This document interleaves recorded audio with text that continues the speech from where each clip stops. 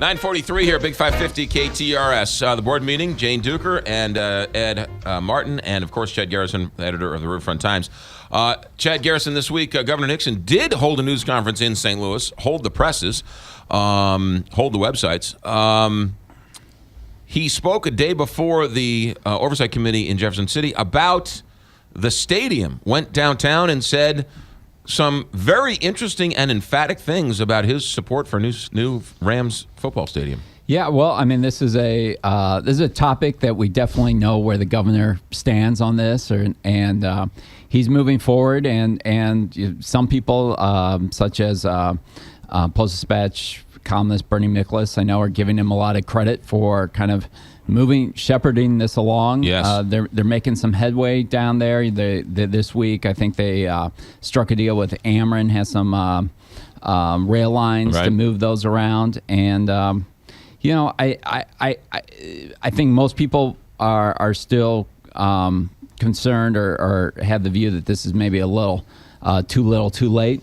But they are making progress, and so we'll see what happens here. But yeah, I actually have some news. I have a source that owns some of the land there. Yes, significant land that would require significant movement and change, and they have not been contacted. They have not been talked to, and there's no possible way that they could do this deal. Ameren is regulated by the state, so they play ball a lot because they've got to say they play ball because they're going before him asking for Public rate increases. utility, sure. Rate increases and all this. So that's not a surprise in some sense. But I'm just telling you that there's this major business owner, and they said, we haven't been contacted. We have not, this would be a big imposition, and it doesn't make any sense that they're talking with such clarity. Jane Duker. Well, I mean, I think the idea of how they're going to assemble this land, I mean, that's not something that you broadcast. You have to remain the ability to bargain. Well, but Jay Nixon did. He certainly came down and tried to claim credit for some piece of it. Well, I mean, but they are going to move the substation and the railroad tracks. Okay. So, I mean, but I do think that the conversation, it did work in changing the conversation. I mean, people start,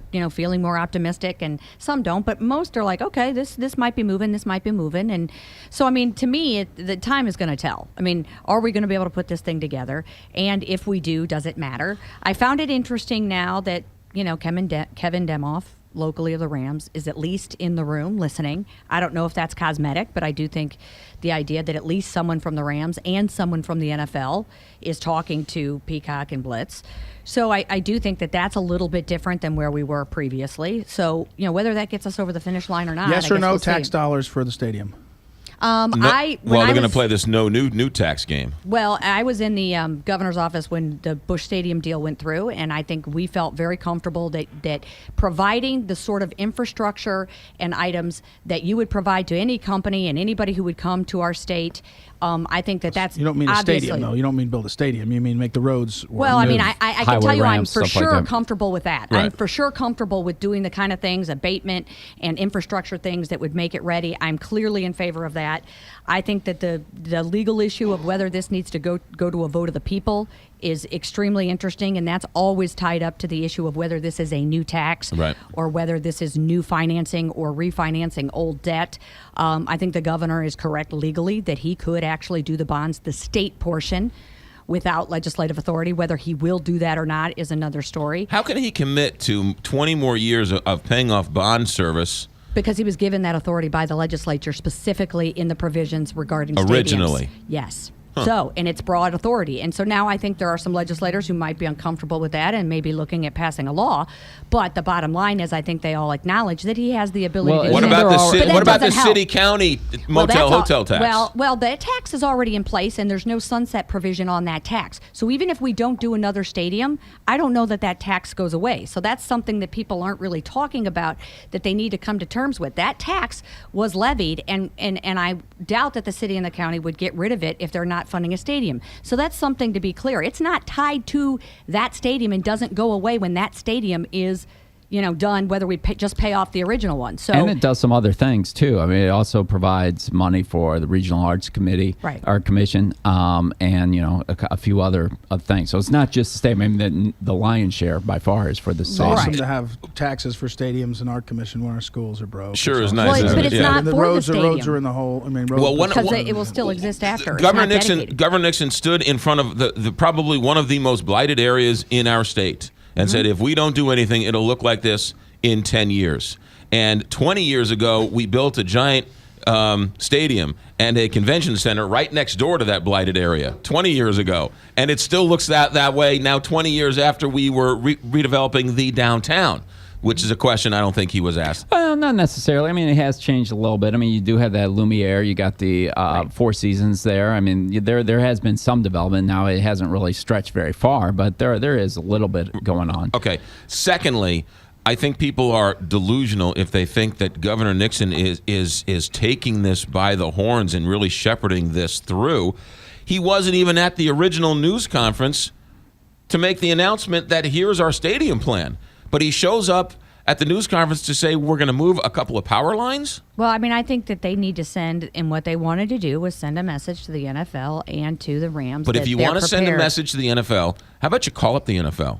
And you say, hey, you know what? Or you show up at the initial kickoff news conference. Or you maybe hire Dave Peacock 2 years ago when you knew this was coming down the pike. Well, to me, that's a whole different issue. I didn't care that Nixon wasn't at the initial press conference. That doesn't bother me. I mean, this is either gonna fly or it's not, and I'm not sure that him being or not being at a press conference matters one way or another. I think he wanted to send a message that he is behind it. So why did you show up to this one? To send a message that this is moving. And I think that Do you think he showed up at this one to at least try and minimize the damage of that oversight committee the next day? No.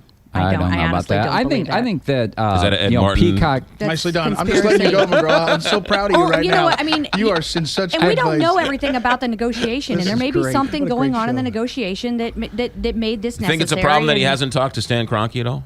Well, Stan Kroenke's not talking to anybody, so I don't blame Nixon for that. My reading of this is he's not that talking to anybody. Talks to Valerie Jarrett, but not Stan Kroenke. He talks to Englewood, but doesn't talk to us. David Peacock's talked to Kroenke. Right. No, he hasn't. Has he? Yeah. Pinned him at a cocktail He party. talked to Pete. He talked to Demoff. No, he talked to Kroenke at a he cocktail that's party. right. Yeah, at a Super Bowl Kroenke was party. getting a Bud And- Light, and then Peacock said, "Hey, how you doing? Yeah. I made those Well, Bud Lights for you." I'm here. Who knows? I'm here. But I mean, I think that my reading on this is that Peacock actually carries a lot more jack with the NFL than Jay Nixon does. I mean, this is a guy whose company for years has been, if not the biggest, one of the largest sponsors of the NFL. I mean, he's got ties. Right, but And I think we've also given David Peacock a piano and told him to run a marathon.